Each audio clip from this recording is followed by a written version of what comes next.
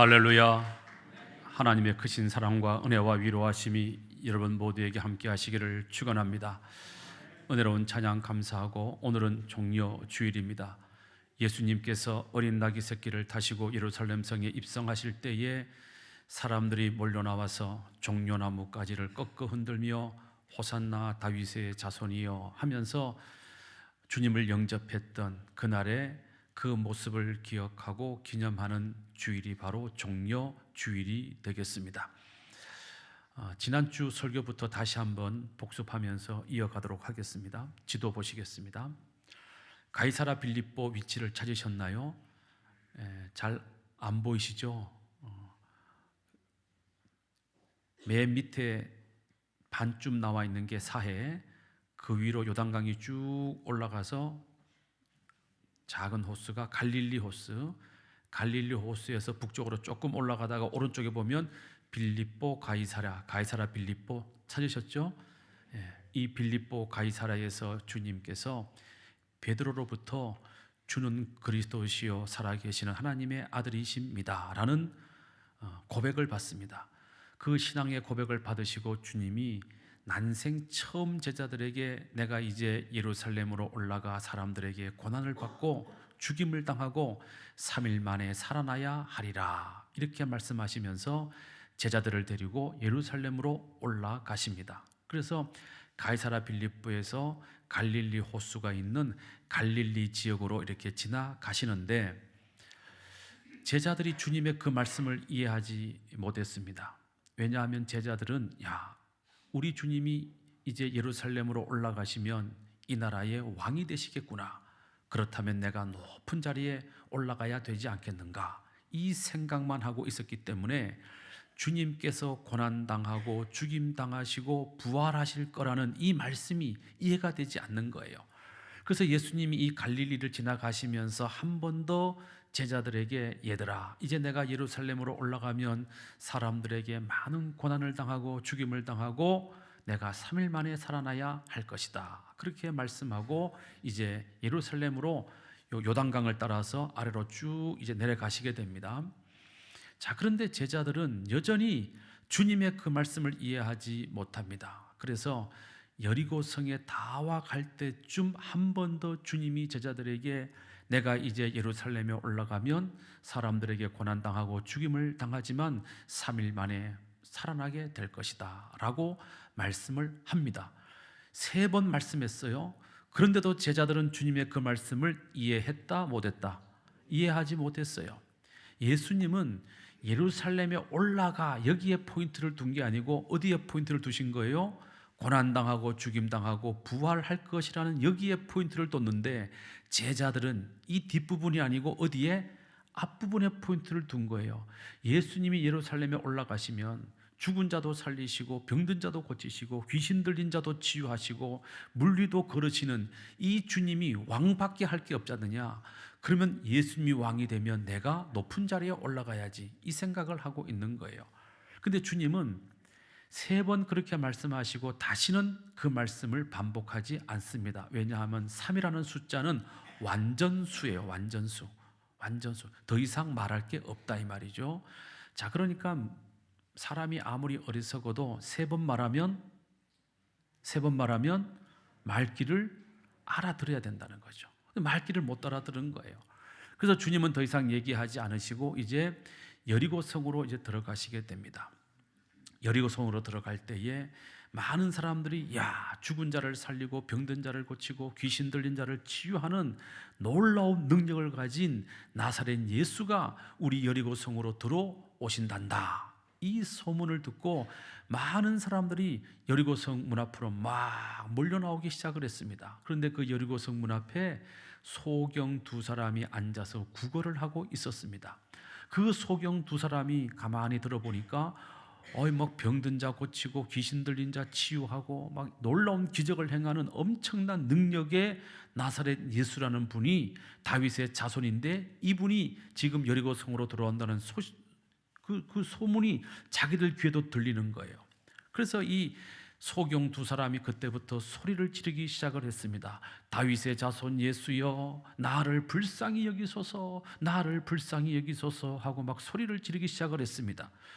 그러자 사람들이 막 시끄럽다고, 떠들지 말라고, 지금 예수님이 오셔가지고 우리가 지금 예수님과 얘기를 해야 되는데 왜 이렇게 시끄럽냐고 막 떠들지 못하게 그 소경들을 막 억압을했습니다. 주님께서 그 모습을 보시고 아니다, 그들을 내 앞으로 데리고 오너라. 그래서 이 소경 두 사람을 사람들이 주님 앞에 데리고 나왔습니다. 주님께서 그 소경 두 사람에게 이렇게 묻습니다. 내가 너에게 무엇을 해 주기를 원하느냐? 이렇게 물으십니다. 자, 이 질문, 내가 너에게 무엇을 해 주기를 원하느냐? 이 질문은요, 하나님께서 솔로몬에게 했던 질문과 똑같은 질문이에요.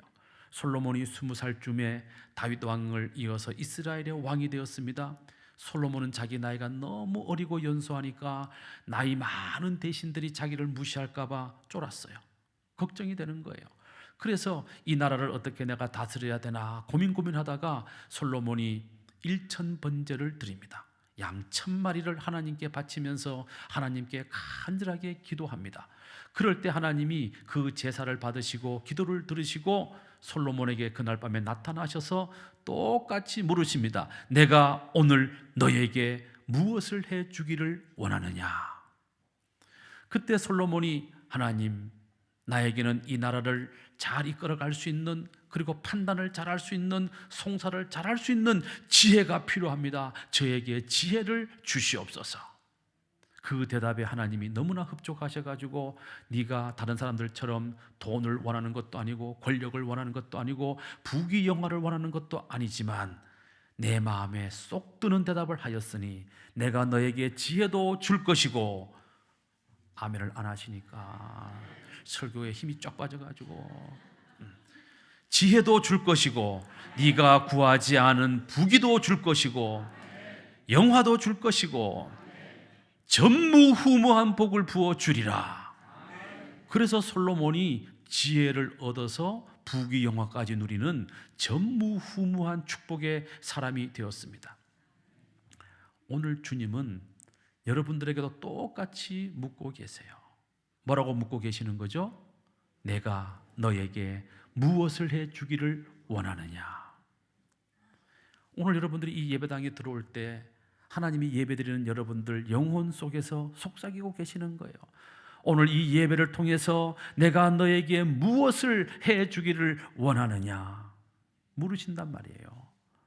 그럼 여러분들 대답을 하셔야 될 거 아니에요. 주님 앞에. 솔로몬은 확실하게 구했습니다. 지혜를 주시옵소서. 이 소경 두 사람도 확실하게 대답을 했습니다. 뭐라고? 나의 두 눈을 보게 하여 주시옵소서.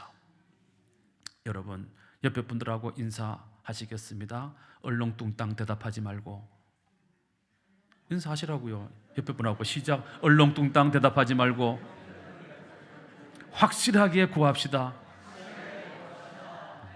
하나님께서 여러분들에게 오늘 내가 너에게 무엇을 해주기를 원하느냐라고 오늘 이 시간에 묻고 계세요. 묻고 계실 때 여러분들이 분명하게 하나님 나에게 이것을 해 주시옵소서, 내가 이것을 원하나이다 라고 대답해야 되지, 하나님 알아서 대충 주세요.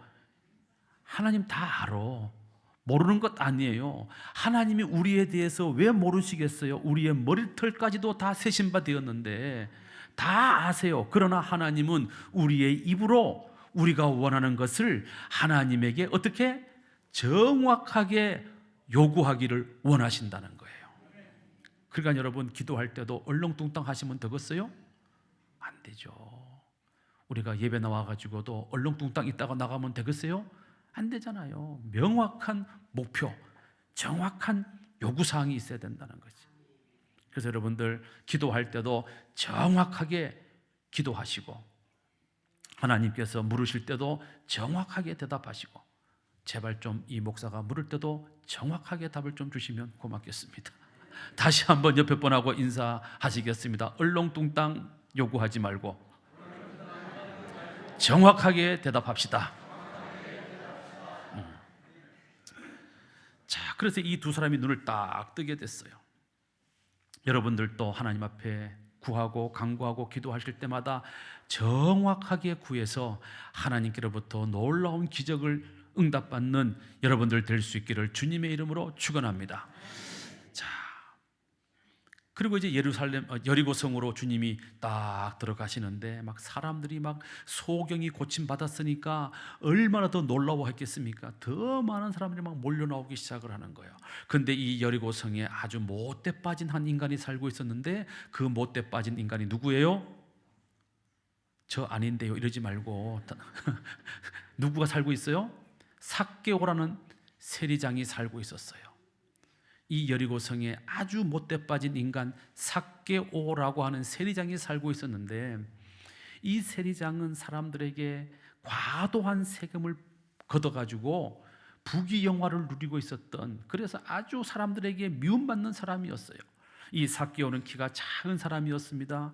그러니까 사람들이 자꾸 자기를 무시해, 멸시해, 천대해, 아주 그냥 자기가 죽을 지경이야. 그래서 이 사람이 이를 뿌득뿌득 갈면서, 그래, 내가 사람들로부터 무시당하지 않고 사는 길은 뭐밖에 없다? 돈밖에 없다. 응? 돈밖에 없다.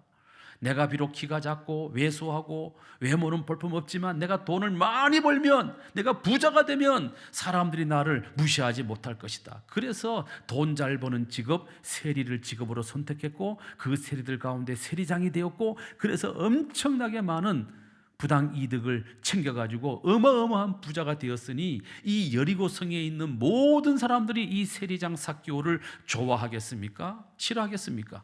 싫어하죠, 당연히. 그래가지고 자기도 예수님이 온다는 소식을 듣고 그분을 좀 보고 싶은데 세상에 사람들이 길을 가득 메워가지고 열어주지를 않는 거예요. 볼 수가 없는 거야. 그래서 이 삭개오가 어디로 올라갑니까? 뽕나무로 올라가세요. 뽕나무라고 대답하시는 분들은 명문주일학교를 나오신 분들입니다. 그래서 뽕나무에 딱 올라갔어. 그런데 여러분, 제가 가서 보니까 여리고성에 뽕나무가 없어. 뽕나무 없어. 그 나무는 뽕나무가 아니고 돌무화과 나무. 무슨 나무? 돌무화과 나무. 우리나라의 배나무는 배나무인데 못 먹는 배가 달리면 그 배나무를 뭐라 그래요? 돌배나무. 복숭아는 복숭아인데 못 먹어. 그 복숭아 나무는 무슨 복숭아 나무? 돌복숭아 나무, 개복숭아 이런단 말이죠. 무화과는 무화과 나무인데 못 먹어. 그래서 그 무화과를 돌무화과 나무라 한단 말이에요. 그 돌무화과 나무에 올라가 가지고 예수님이 오는 것을 이렇게 지켜보고 있는데, 예수님이 마을로 들어오시다가 보니까 세상에 웬 나무 위에 아주 중년의 남자가 그 나무 위에 올라 있으니까 이상하잖아요. 근데 예수님은 그 삭개오를 지금까지 만난 적도 없고 본 적도 없지만 예수님은 하나님과 동일한 본성이시기 때문에 그 삭개오를 딱 보는 순간에 그 삭개오가 누구인지, 그 삭개오의 이름이 무엇인지도 알아보신 거예요. 그래서 주님이 그 나무 밑에 가셔가지고 뭐라 그러십니까? 삭개오야 하고 이름을 불러버리는 거예요. 여러분, 놀랍지 않습니까? 여러분들이 전혀 모르는 사람, 처음 보는 사람이 갑자기 성상아 그러면 깜짝 놀라겠죠. 저 큰 등치에도. 삭개오가 깜짝 놀랐어요. 자기 이름을 불러준단 말이지. 사람은 이름을 불러줄 때 뭐가 돼요? 꽃이 되는 거예요. 이름을 불러주세요. 그래가지고 삭개오가 깜짝 놀래가지고 예 대답을 하니까, 삭개오야 이리로 내려오너라. 내가 오늘 너희 집에서 유하여야 하겠느니라. 하룻밤 주무시고 가겠다는 거예요. 갈릴리 쪽에서 예루살렘으로 올라가는 사람은 반드시 여리고에서 하룻밤을 자고 그 다음날 아침 일찍 높은 산을 올라가지고 한 930m쯤 되는 산을 넘어야 예루살렘으로 갈 수가 있어요. 근데 이 산은 험준하기 때문에 도적대들이 많아 혼자 갈 수가 없어. 그래서 여리고성에서 자고 다음날 아침에 사람들이 함께 모여가지고 출발하는 거예요.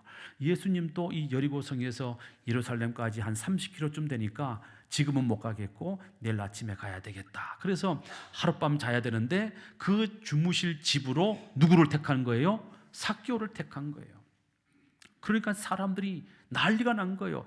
아니 세상에 어떻게 이럴 수가 있냐 말이지. 저 거룩한 랍비께서, 저 존귀하신 분께서 병든 자를 고치고 귀신 들린 자를 치유하고 무리를 거르시는 어마어마한 기적을 일으키시는 저 위대한 분이 아니 주무실 데가 없어가지고 죄인의 집에 들어가서 주무시냐고 사람들은 막 난리가 난 거예요. 그런데 삭개오는 기분이 너무너무 좋은 거야. 왜? 그 엄청난 분이 누구 집에 오니까? 자기 집에 오니까. 그래가지고 예수님과 제자들을 자기 집으로 모시고 가가지고 정성을 다해 대접을 합니다. 대접을 다 마친 다음에 예수님이 삭개오에게 요구한 것도 아닌데 삭개오가 자발적으로 주님 앞에 이렇게 말씀을 드립니다. 주여, 주여, 내 소유의 절반을 팔아 가난한 자들에게 다 나누어 주겠습니다. 그리고 혹시라도 내가 토색한 것이 있거든. 토색하다 이 말의 뜻은 뭐냐 하면 부당하게 빼앗은 것을 토색이라고 해요. 토색. 내가 만약에 세리장으로서 부당하게 빼앗은 것이 있다고 한다면 내가 그것의 4배를 갚아 주겠나이다. 놀라운 변화가 일어나게 된 것이죠. 누구를 만남으로? 예수를 만남으로. 예수를 영접함으로, 예수를 믿음으로, 예수를 만남으로 이 세리장 돈밖에 몰랐던 삭개오가 엄청난 변화가 일어나게 된 것입니다. 여러분, 어떻게 보면 삭개오는 그날 예수를 만나지 말았어야 돼요. 왜?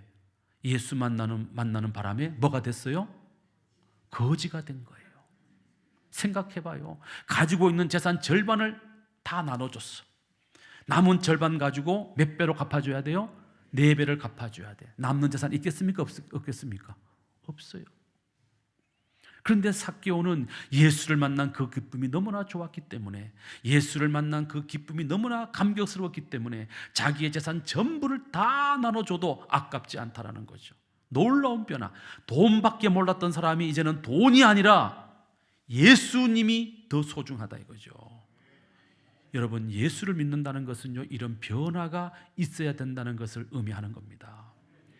예수를 믿으면 변화돼야 돼요. 좋은 쪽으로 변화가 일어나야 되는 것입니다. 성격이 변화되든, 인격이 변화되든, 인품이 변화되든, 생활 태도가 변화되든, 생활 자세가 변화되든, 말이, 언어가 변화되든, 눈빛이 변화되든, 좋은 쪽으로의 변화가 일어나야만 그 사람은 진실로 예수를 믿는 사람이요, 예수를 영접한 사람이 되는 것입니다.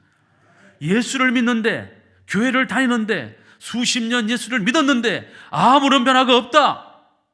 그 사람은 예수 안 믿은 거예요. 그 사람은 그냥 교회를 다닌 거예요. 그 사람은 그냥 교회 생활을 했을 뿐이에요. 성경을 읽어보십시오, 여러분. 예수 만나고 변화되지 않은 사람이 누가 있습니까? 예수 만나면 다 바뀌는 거예요. 다 바뀌는 거예요. 여러분 자신을 한번 돌아보세요. 여러분 예수 믿고 주님 만나고 교회 다니고 세례받고 난 이후에 얼마나 바뀌었습니까? 어떤 변화가 일어났습니까? 여러분들 언어가 바뀌었습니까? 먹는 음식이 변화되었습니까? 생활 태도가 바뀌었습니까? 사람을 대하는 자세가 바뀌었습니까? 일하는 태도가 변화되었습니까? 아무것도 바뀐 것이 없어. 죄송하지만 예수 안 믿은 거예요. 예수를 믿는 사람은, 예수를 만난 사람은, 예수를 영접한 사람에게는 이런 놀라운 변화가 일어나야 될 줄로 믿으시기를 바랍니다.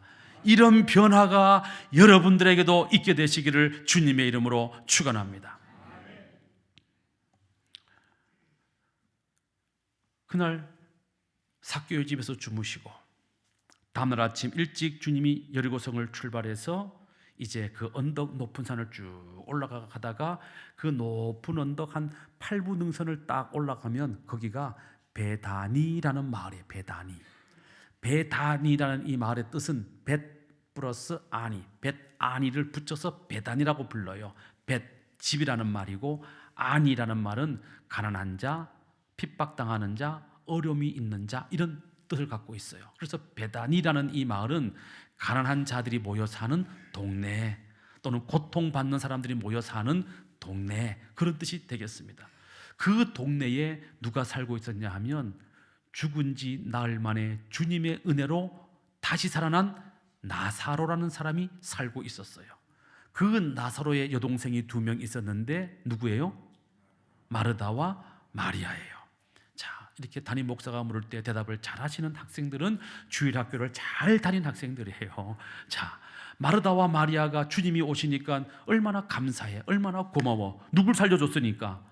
오라버니를 살려줬으니까. 그래서 자기 집으로 모시고 가가지고 이제 대접을 쫙 한단 말이죠. 대접을 하는데 마리아가 자기 방에 고이고이 간직했던 귀한 향유 옥합 한 나드 한 병을 들고 나와가지고 그 향유 옥합을 깨뜨려서 주님 발에 붓고 자기의 머리카락을 풀어서 주님의 그 발을 닦아 드렸습니다. 이 향유 옥합 한 나드, 요만한 병이에요. 요만한 병 한 병 가격이 얼마냐 하면 300데나리온, 노동자 한 사람이 300일을 일해야만 살 수 있는 엄청나게 비싼 향유예요. 향유. 이 향유는 언제 쓰느냐 하면 사랑하는 부모님이 돌아가셨을 때 그 시신에 바르거나 자기가 시집 갔을 때 첫날 밤에 남편을 위해서 자기 몸을 단장할 때 바르는 향유예요. 그 귀한 향유를 이 마리아가 깨트려 주님 발에 붓고 여성의 그 고운 머릿결로 주님의 발을 닦아드렸어요. 마리아의 이 행위는 장차 주님의 장례를 준비하는 것을 보여주는 예표적, 예언적 행동이었다라고 주님이 말씀하고 있잖아요. 자, 우리는 지금 3번째 사람을 만났어요. 자, 믿음이란 뭐냐? 예수님이 마지막 예루살렘 성으로 올라가시면서 믿음이란 뭔가를 지금 사건을 통해서 보여주시는 거예요. 믿음은 첫째, 확실하게 믿고 뭐 하는 것이다? 기도하는 것이다. 소경들처럼. 두 번째, 믿음이란 뭐냐? 예수를 믿는 사람에게는 변화가 있어야 된다. 세 번째, 믿음이란 뭐냐? 주님을 위해 아낌없이 헌신해야 된다. 마리아처럼. 이걸 보여준 거예요. 자, 이제 4번째. 자, 그리고 다음 날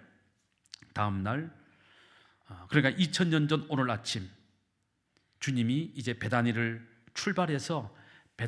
출발해서 조금 더 올라가면 벳바게, 시작, 벳바게라는 마을이 있어요. 벳바게, 벳 플러스 바게예요. 벳집, 바게는 무화과, 그런 뜻이에요. 바게. 근데 이 바게는 못 먹는 무화과야. 떫은 무화과의 집. 벳바게 뜻은 떫은 무화과의 집, 그런 뜻이 되는 거예요. 다시 말하면 그 동네는 돌무화과가 많이 났던, 떫은 무화과가 많은 그런 이제 동네였겠죠. 그 벳바게 마을에 딱 도착을 했을 때 주님께서 제자 2사람을 부릅니다. 그리고는 말씀합니다. 얘들아, 건너편 보이는 마을 보이지 않느냐? 저 마을로 들어가거라. 저 마을에 들어가면 어미 나귀와 새끼 나귀가 메어져 있을 터인데 그 중에서 새끼 나귀를 나에게로 끌고 오너라. 혹시라도 누가 그것을 왜 풀어서 데리고 가시려고 합니까? 라고 물으면 주께서 쓰시겠다라고 대답해라 하고 제자들 2명을 건너편 마을로 보냅니다. 그래서 제자 2이 건너편 마을로 가죠. 가서 봤더니 정말로 주님 말씀하신 그대로 어느 집에 어미 나귀도 있고 새끼 나귀도 메어져 있는 거예요. 그래서 주님 말씀대로 이 제자 2사람이 어떻게 합니까? 그 어린 나귀 새끼를 끌고 오려고 고삐를 푸는데 주인이 딱 나타났어.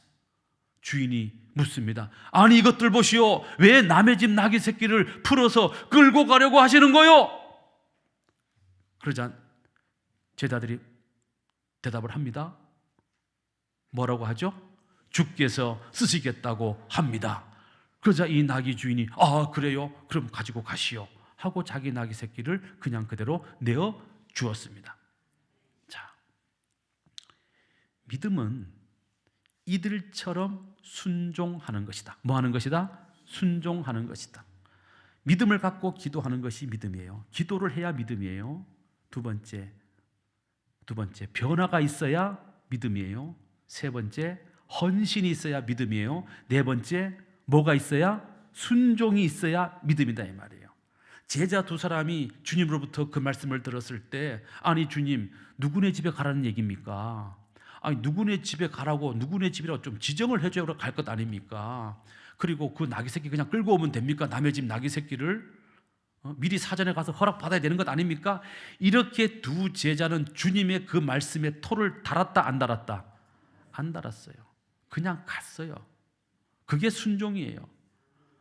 주님, 내 생각에는 말이죠, 내 경험상으로는 말이죠, 이렇게 하는 게 맞는 것 같아요. 토를 다하는 순간 믿음은 없는 거예요. 믿음은 그냥 믿는 거예요. 믿음은 그냥 순종하는 거예요. 내 경험을 바탕으로, 내 지식을 바탕으로, 내 생각을 바탕으로, 내 경험을 바탕으로 이렇지 않습니까? 저렇지 않습니까? 이렇게 하고 저렇게 해야 되는 것 아닙니까? 그때부터는 주님을 믿는 것이 아니라 누굴 믿는 거예요? 자기를 믿는 거예요. 내 생각을 믿고 내 경험을 믿는 것입니다. 믿음은 내 경험을 믿는 것이 아니에요. 믿음은 내 생각을 믿는 것이 아닙니다. 믿음은 내가 가지고 있는 부귀영화를 믿는 것이 아닙니다. 믿음은 주님을 믿는 거예요. 그 주님 말씀에, 그렇기 때문에 그냥 100% 액면 그대로 순종하는 게 믿음이다, 이 말씀이죠. 보세요.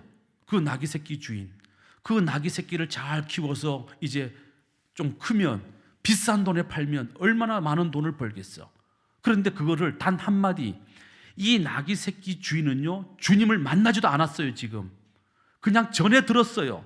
주님이 쓰시겠다고 하는데요, 아 그래요? 그럼 가져가셔야지. 주님께로부터 직접 듣지 않고도 주님이 그렇게 말씀했습니다 하니 이 나귀 새끼 주인은 뭐 한 거예요? 순종한 거예요. 그게 믿음이라는 것이죠.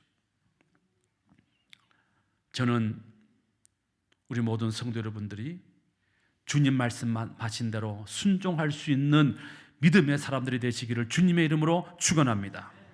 자, 그렇게 제자들이 나귀 새끼를 끌고 오자 주님은 그 나귀 새끼를 타시고 예루살렘 성으로 탁 들어오시는데 당시에 이 예루살렘 성에는요, 자, 이 위에가 벳박의 마을이에요. 여기가 요 밑에 요 정도 밑에가 예루살렘 성이 있어요.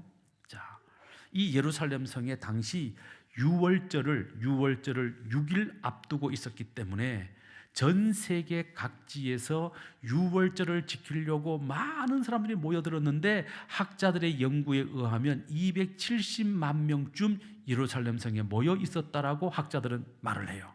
엄청나게 많은 사람이 모여드는 것이죠. 자, 그런데 이 예루살렘 성에 모여 있는 사람들이 고개를 들어서 감람산 쪽 벳박의 언덕 쪽을 이렇게 쳐다보니까 웬 남자가 나귀 새끼, 그것도 쬐끄만한 거, 스스로 잘 걷지도 못하는 비틀비틀거리는 그 약해 빠진 나귀 새끼를 타고 예루살렘 성으로 비틀비틀하고 막 내려온다 이 말이죠. 그 모습을 보고 이 예루살렘 성에 모여있던 유월절을 지키러 온 수많은 사람들이 이야, 우리의 왕이 오시는구나 하면서 막 그쪽으로 뛰어가가지고 막 자기 겉옷을 벗어서 흔들며 호산나 막 소리를 지르고 막 두 손 들고 막 환호를 지르고 막 나무잎을 깔아 도로에 깔고 막 열렬히 주님을 환영하는 거예요. 왕으로 환영하는 거지.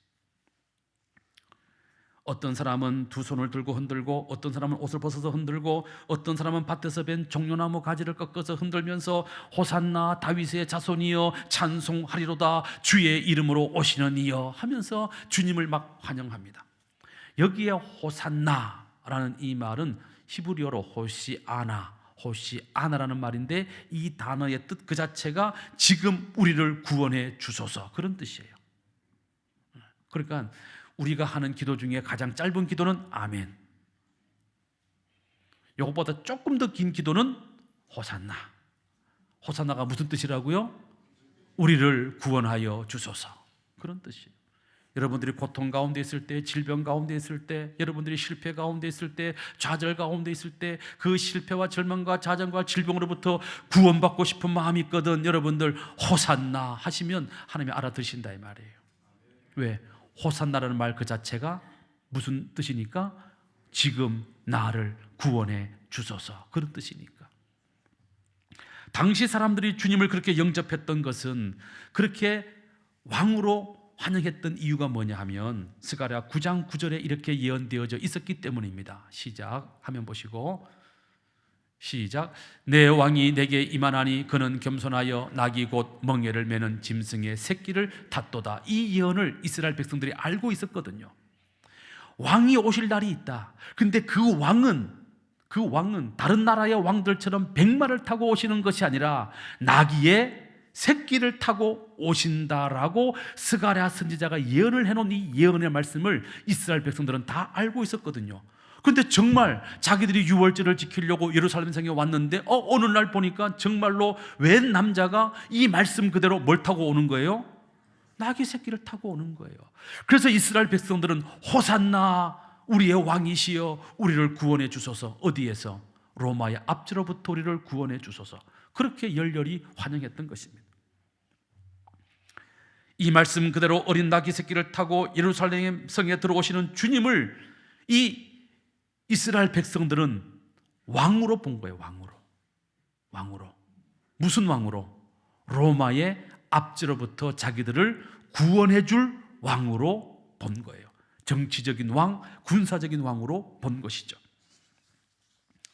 그러나 주님은 그런 정치적인 군사적 왕이 되시려고 그렇게 어린 나귀 새끼를 타고 오신 것이 아니었습니다. 주님이 이렇게 어린 나귀 새끼를 타시고 예루살렘 성으로 들어오시는 것은 바로 오늘 본문에 예언되어진 출애굽기에 보여진 유월절 어린 양이 되시려고 유월절 6일 전에 이렇게 어린 나귀 새끼를 타시고 예루살렘 성으로 들어오신 것이었습니다. 자, 하나님은 430년 동안 애굽에서 종살이하고 있던 이스라엘 백성들을 모세를 통해 구원하셔서 축복의 땅 가나안 땅으로 데리고 가시기를 원했습니다. 그래서 모세가 애굽의 왕 바로를 만나서 하나님의 그 뜻을 전달합니다. 그런데 바로가 이스라엘 백성들을 놓아주지를 않습니다. 하나님이 모세를 통해서 9가지 재앙을 애굽 땅에 내립니다. 그런데 이 바로의 마음이 얼마나 완악한지 9가지 재앙을 당하면서도 이스라엘 백성들을 놓아주지를 않습니다. 하나님이 남긴 마지막 재앙, 그렇다면 애굽에 있는 모든 것의 초태생, 장자, 장남, 초태생을 죽이는 재앙을 내려야 되겠다. 그렇게 하나님이 작정을 하시고 모세와 아론을 부르십니다. 그럼 말씀하시죠. 내가 이제 이 애굽 땅의 모든 것의 초태생, 사람이 되었던 짐승이 되었던 가축이 되었던 동물이 되었던 곤충이 되었던 뭐가 되었든지 간에 하여튼 이 애굽 땅에 태어난 것들 중에서 초태생, 장자, 장남을 죽이는 재앙을 내릴 것이다. 여러분, 옛날에는요 장남이 집안의 대표였어. 그러니까 장남이 죽으면, 장자가 죽으면 그 집안은 망한다고 보는 거예요. 그런데 그 재앙을 내리겠단 말이죠. 그 모세와 아론을 불러 하나님이 말씀합니다. 내가 이 재앙을 준비하고 있는데 그날 저녁이 되면 이스라엘 백성들에게 너희들은 분명히 전달해라. 그러면 흠없는 양을 한 마리 잡아다가 그 피를 우슬초에 적셔가지고 문 임방과 문설주의 문틀에다가 그 어린 양의 피를 발라라. 그래야면 그날 밤에 내가 애굽 땅에 있는 모든 장자와 장남과 초태생을 죽이는 재앙을 내릴 때에 문설주와 임방에 어린 양의 피가 발라져 있는 그 집은 내가 재앙을 내리지 아니하고 그 집을 넘어가게 될 것이다. 그 말을 이스라엘 백성들이 듣고 그대로 순종을 했어요. 그랬더니 정말로 문설주와 임방의 어린 양의 피를 바르지 않은 모든 사람들의 집에서는 곡소리가 나고 장남이 죽고 막 비통한 울음이 터져 나오는데 어린 양의 피를 바른 이스라엘 백성들의 집은 그 재앙이 어떻게 됐어요? 넘어갔어. 지나갔어. 그래서 이날을 우리가 유월절이라고 하는데 6월달에 있어서 유월절이 아니에요. 한문으로 이렇게 씁니다. 화면 보시죠. 자, 유월절은 넘을 유 또는 지나갈 유자, 넘을 월자를 써서 재앙이 넘어갔다. 하나님의 진노가 넘어갔다. 그래서 이날을 우리가 유월절이라고 하는 것입니다. 자, 이 유월절은 하룻밤이에요. 하루가 지나면 그 다음 7일 동안 이어서 무교절, 시작 무교절. 유월절은 하루입니다. 그 유월절이 딱 지나면 그 다음 날부터 무교절이 7일 동안 이어지는 거예요. 그 7일 동안, 무교절 기간 동안 이스라엘 백성들은 누룩이 들지 않은 빵과 쓴 나물을 먹으면서 하나님 앞에 나가 얼굴을 보이고 온 가족이 얼굴을 보이고 하나님이 정해 주신 감사의 예물을 힘껏 드리면서 이 6월절 날 저녁에 하나님께서 어린 양의 피를 보시고 우리 집에서 재앙이 넘어가게 하셨다, 우리 집을 구원해 주셨다, 이 구원의 은혜에 감사하는 절기를 7일 동안을 지키게 되는 거예요. 이 6월절과 무교절 합쳐서 8일을 우리는 어떤 때는 6월절, 뭉쳐서 6월절이라고도 말하고 어떤 때는 무교절이라고 말하지만 나누어 보면 6월절 하루, 무교절 7일이 지켜지는 것입니다. 이 6월절 기간 동안 감사의 예물을 드리는데 얼마나 드렸는가 하면 민수기 28장 19절에 이렇게 말씀합니다. 시작. 숫송아지 2마리와 순양 1마리와 1년 된 순양 7마리를 다 흠없는 것으로 여호와께 화제를 드려 번제가 되게 할 것이요. 자, 이 예물은요, 이스라엘 백성들이 정한 게 아니에요. 하나님이 정하신 거예요. 너희 그날 어린 양의 피를 문설주와 임방에 발라서 너희 집 장남이 죽지 않았어. 너희 집안에 구원이 임했어. 그러니 너희는 너희를 구원해 준 나에게 감사해야 돼. 감사의 예물은 최소한 이 정도는 바쳐야 돼 해서 숫송아지 2마리, 순양 1마리, 1년 된 순양 7마리를 바쳐라 이 말이에요. 많아요, 적어요? 솔직히 말씀해, 많아요, 적어요? 적죠. 이게 왜 많아요? 장남이 안 죽은 거 생각하면 이게 많아요? 우리 집 장남이 안 죽었는데 이게 많아요? 적죠. 장남의 목숨을 생각하면 이거는 엄청나게 적은 거예요. 우리가 받은 구원을 생각하면 우리가 하나님께 드리는 감사는 늘 적은 거예요. 맞아요, 틀려요? 맞잖아요. 우리가 지옥 안 가는 걸 생각하면 하나님께 천금 만금을 바쳐도 적은 거지. 맞아요, 틀려요? 맞잖아요. 그런데 이게 많다고 느껴지는 건 뭐예요? 받은 구원의 은혜는 잊어버리고 이것만 계수하면 많은 거지. 적은 건 아니에요. 숫송아지 2마리 돈이 얼마야? 요즘 송아지 1마리가 400만 원 한대요. 맞아요, 틀려요? 비싸지. 그러나 우리 집 장남이 안 죽고 살아난 것을 생각하면 이거는 아무것도 아니다 이 말이에요. 그런데 거기다 정성을 다했어요. 흠 없는 걸로 정성을 다해서 이 엄청난 예물을 드리는데 민수기 28장 23절에 이렇게 말씀합니다. 시작. 아침의 번제 곧 상번제 외에 그것들을 드려야 할 것이다 그랬어요. 우리가 일반적으로 드리는 감사가 바로 상번제, 번제예요. 근데 그것 외에 이 6월절 감사의 예물은 그것 외에 그렇게 드려야 된다는 것이죠. 다시 말하면 우리가 일반적으로 하는 감사와는 다른 감사의 예물이 6월절에는 드려져야 한다는 것입니다. 이 엄청난 예물을 힘껏 준비하고 드리면서 이스라엘 백성들은 하나님이 우리를 구원해 주셨다라는 것을 기억하는 거예요. 자기 집 장남 대신 누가 죽었어요? 자기 집 장남 대신 누가 죽었어요? 어린 양이 죽었어요. 어린 양이 죽었어요. 6월절 어린 양이 대신 죽음으로 우리 장남이 살아났어. 하나님이 살 길을 열어줬어. 하나님이 구원의 길을 열어줬어. 이것을 기억하면서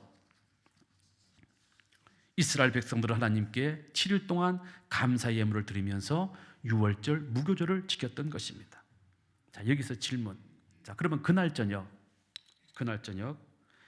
이스라엘 백성들 가운데 양을 잡아 문설주와 임방의 피를, 어린 양의 피를 바르면 재앙이 넘어갈 것이고 너희 집에 장남이 죽지 않게 될 것이다 라는 얘기를 들었을 때 이스라엘 백성들 가운데 이 모세가 전해준 하나님의 그 말씀을 듣고 이스라엘 백성들이 전부가 다 양을 잡아서 문설주와 임방의 그 어린 양의 피를 발랐을까요? 안 발랐을까요?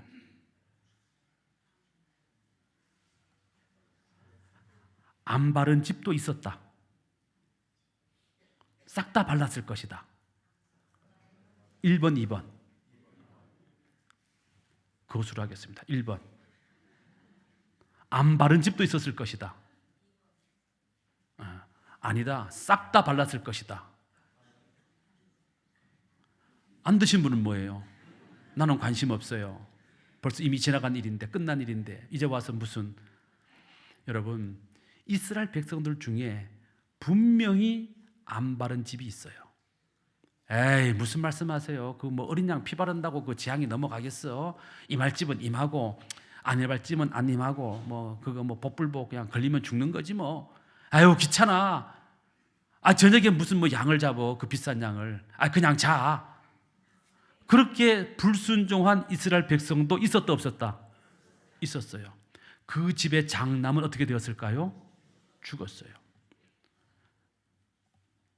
자, 그럼 반대로 이스라엘 백성은 아니에요. 근데 이스라엘 백성들이 사는 동네에 다른 나라, 다른 민족, 다른 부족 사람들이 섞여 살았어. 근데 그 사람들이 가만히 그날 저녁에 보니까 같은 날 같은 시간에 갑자기 이스라엘 백성들이 막 양을 잡어. 그러면 막 그 양의 피를 우슬초에 묻혀가지고 자기들 집 문설주와 막 임방에 막 발로. 그러니까 이 문설주가 막 빨갛게 피로 물드는데 이게 좋아 보이기도 하고 뭔지 모르지만 뭔가 급한 일이 있는 것 같고, 그래가지고 이방인인데 다른 나라 백성인데 다른 부족 백성인데 다른 족속인데 따라하는 따라쟁이가 있어서 따라쟁이. 있었을까요? 없었을까요? 있었어요. 그래서 다른 민족, 다른 부족, 다른 이방인이 나도 한번 해봐야지. 그래서 자기 집에 있는 양을 얼른 잡아가지고 피를 막 묻혀가지고 자기 집 문설주와 임방에 쫙 발랐어. 그 이방인 집의 장남이 그날 밤에 죽었을까요? 안 죽었을까요? 안 죽었어요. 재앙이 넘어갔어요. 무슨 말씀입니까? 이스라엘 백성이라고 하니까 다 구원받고 이방인이니까 다 멸망당하고, 이게 아니다 이 말이에요. 구원받고 안 받고는 결국 유월절 어린 양의 피를 묻혔느냐 안 묻혔느냐, 이게 결정했다는 것이죠. 그래서 구원받은 이방인들이 그날 저녁에 이스라엘 백성들이 출애굽할 때 함께 따라온 이방인들이 있었어요. 그 이방인들을 출애굽기 12장 38절에 이렇게 기록하고 있습니다. 시작. 중다한 잡족과 양과 소와 심이 많은 가축이 이스라엘 백성들과 함께 출애굽하였더라 그랬어요. 여기에 나오는 중다한 잡족이라고 하니까 좀 말이 좀 너무 좀 그래 보이지만 잡다한 족속, 그렇게 보시면 되는 거예요. 중다한, 많은 잡다한 족속들. 이 사람들이 누구예요? 그날 밤 어린 양의 피를 문설주와 임방에 얼떨결에 발랐다가 장남 안 죽고 구원받은 사람들이에요. 그 기적을 체험하고 놀라서 이스라엘 백성들과 함께 광야로 나온 것이죠. 출애굽 당시 이 사건을 통해서 하나님은 우리에게 장차 유월절날 십자가에서 하나님이 예비하신 어린 양 예수 그리스도가 죽게 될 것이고, 그 어린 양 예수 그리스도의 보혈의 피를 묻히는 사람마다, 예수를 믿고 세례를 받음으로 그 영혼에 예수의 피를 묻히는 사람마다 그 사람이 누가 되었든지 간에 다 구원을 받게 될 것이라는 것을 이 출애굽 사건, 유월절 사건을 통해서 우리에게 미리 보여주셨다 이 말이에요. 할렐루야. 그래서 이 사건을 예표적 사건, 미리 보여주시는 사건, 예언적 사건이라고 말씀하는 것입니다. 자, 이것을 알았기 때문에 세례 요한은 요한강에 세례를 받으러 오시는 예수님을 딱 보는 순간에, 세례 요한은 성령 충만한 사람이었기 때문에 예수님이 세례를 받으러 딱 오실 때에 그 예수님을 보시고 세례 요한이 이렇게 말합니다. 요한복음 1장 29절 시작. 보라, 세상제 지고 가는 하나님의 어린 양 이로다. 누가? 예수님이 이렇게 말한 거예요. 자, 여기에 하나님의 어린 양, 이 말은 뭐냐면요, 하나님이 준비하신 유월절의 어린 양, 그런 뜻이에요. 자, 하나님의 어린 양이 언제 등장하냐 하면요, 최초에는 아담과 하와가 범죄하였을 때 이들이 부끄러워서 자기의 몸을 뭐로 가려요? 나뭇잎으로 가려. 자기들이 옷을 만들었어. 그 옷을 나뭇잎으로 해 입었어요. 근데 하나님이 아담과 하와를 에덴 동산에서 내보내실 때에 어떻게 내보냅니까? 짐승을 잡아 그 가죽으로 옷을 해 입히시고 내보냅니다. 그 짐승이 뭐예요? 하나님의 어린 양이에요. 다시 말하면 아담과 하와가 죄사함 받은 것은 그 어린 양의 피가 있었기 때문에 용서받았고, 자기들의 손으로 지은 옷이 아니라, 자기 공로가 아니라 하나님의 어린 양의 공로, 그 가죽 옷을 입어야만 구원받는다는 것을 최초로 보여주셨어요. 그게 하나님의 어린 양의 최초의 예표예요. 두 번째 예표가 어디에 나옵니까? 아브라함이 이삭을 모리아산에 바칠 때 그 모리아산이 나중에 아리우나의 타작마당이 되고, 그 산이 나중에 성전이 세워진 산이 되고, 결국 그 산에서 예수님이 십자가에 못 박혀 죽게 되는 것이죠. 아브라함이 자기 아들 이삭을 하나님께 바치려고 번제단에 묶어 놓았어요. 그리고 칼을 들어 자기 아들을 잡으려고 할 때 하나님이 모세야 모세야 말리시고, 숲풀 속에 하나님이 뭘 예비해 놓으셨어요? 순양을 예비해 놓으셨어요. 그래서 그 순양이 대신 죽음으로 누가 살았어요? 아브라함의 아들 이삭이 살아났어요. 어디에서? 모리아산에서. 그 산에 뭐가 세워져요? 성전이 세워져요. 그 산에 나중에 뭐가 세워져요? 십자가가 세워져요. 하나님은 그 사건을 통해서 하나님의 어린 양 예수 그리스도, 그분의 피가 아니면 절대로 인간은 구원받을 수 없다는 것을 이렇게 창조 때부터 반복적으로 우리에게 보여주고 계시는 것입니다. 그 어린 양이신 주님께서 종료주일 오늘 아침 어린 나귀 새끼를 타고 예루살렘 성으로 들어오신 것은 왕이 되기 위함이 아니라, 바로 이렇게 창세 때부터 예언되어진 하나님의 그 구원의 약속을 이루시기 위해서 6월절 날 십자가에 피 흘려 죽으실 하나님의 어린 양으로 이 땅에 오신 것을 보여준 거예요. 그래서 이렇게 예루살렘 성에 입성하신 주님은 6월절 전날 밤에 로마의 군병들에게 체포되고, 그리고 신문을 당하시고, 6월절 날 저녁에 신문을 당하시고, 그리고 6월절 날 낮 9시, 요즘 시간으로 하면 금요일 날 오전 9시에 십자가에 달리시고, 12시 하고 오후 3시 사이에 엘리 엘리 라마 사박다니 다 이루었다 이렇게 7마디 말씀하시고 돌아가시죠. 그리고 오후 5시에 아리마대 사람 요셉의 무덤에 장사가 되었습니다. 그야말로 주님은 세례 요한이 밝힌 그대로 주님은 하나님의 어린 양, 6월절의 어린 양이 되시려고 이 땅에 오셨습니다. 다음 주일은 6월절 어린 양으로 우리의 죄를 대신 짊어지시고 십자가에 피 흘려 죽으신 주님의 그 고귀하신 희생과 부활을 기념하는 부활절이면서 동시에 구약에 예언되어진 우리의 6월절입니다. 부활절이 6월절이고 6월절이 부활절인 거죠. 우리 성도 여러분, 모두 성경에 나와 있는 그대로 이 6월절 부활절에 온 가족이 다 함께 이 성경에 나와 하나님께 얼굴을 보여드리고 힘껏 준비한 예물을 드리며 우리의 구원의 은혜에 감사하며, 구원의 주로 하나님의 어린 양으로 6월절의 어린 양으로 이 땅에 오신 우리 주 예수 그리스도의 그 은혜를 힘껏 감사하는 여러분 되시기를 주님의 이름으로 축원합니다. 거룩하신 아버지 하나님, 우리 주님은 우리의 죄를 대신 짊어지시고 십자가에 피 흘려 죽으실 하나님이 예비하신 하나님의 어린 양, 6월절의 어린 양이 되시기 위하여 이 땅에 오셔서 말씀하신 그대로 십자가에 피 흘려 돌아가심으로 우리의 모든 죄를 사하시고 그 보혈의 공로를 믿는 자마다 구원을 얻는 이 놀라운 구원의 은총을 우리에게 허락해 주셨습니다. 이번 사순절 마지막 고난주간을 보내면서 우리 모든 거함의 성도들은 주님의 이 은혜를 기억하고 다음 주일 부활주일 우리의 6월절 날 온 가족이 다 함께 주님 전에 올라와 그 얼굴을 보이고 힘껏 준비한 예물을 드리며 우리를 구원하신 어린 양 예수 그리스도의 그 은혜에 힘껏 즐겁게 감사하는 주의 백성들 될 수 있도록 인도하여 주시옵소서. 거룩하신 우리 주 예수 그리스도의 이름으로 기도드리옵나이다. 아멘.